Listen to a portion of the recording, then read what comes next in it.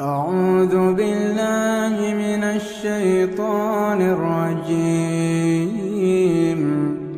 بسم الله الرحمن الرحيم. والفجر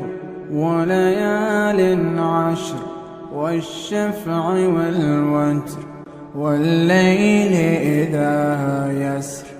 هل في ذلك قسم لذي حجر ألم تر كيف فعل ربك بعاد إرم ذات العماد التي لم يخلق مثلها في البلاد وثمود الذين جابوا الصخر بالواد وفرعون ذي الأوتاد الذين طغوا في البلاد فأكثروا فيها الفساد فصب عليهم ربك سوط عذاب إن ربك لبالمرصاد فأما الإنسان إذا ما ابتلاه ربه فأكرمه ونعمه فيقول ربي أكرمن وأما إذا ما ابتلاه فقدر عليه رزقه فيقول ربي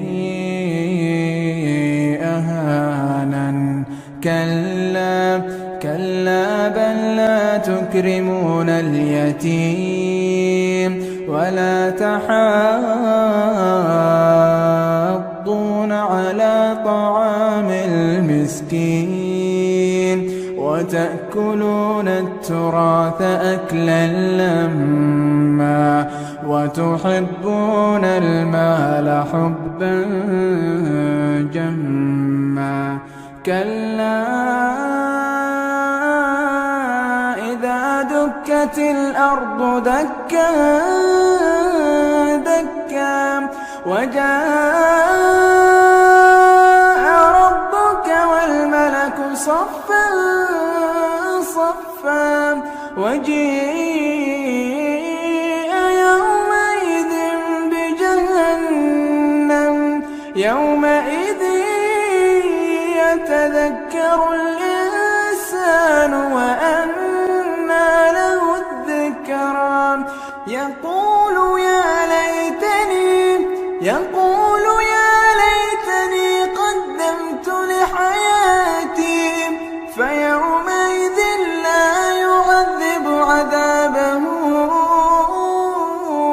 أحد ولا يوثق وثاقه أحد يا أيتها النفس المطمئنة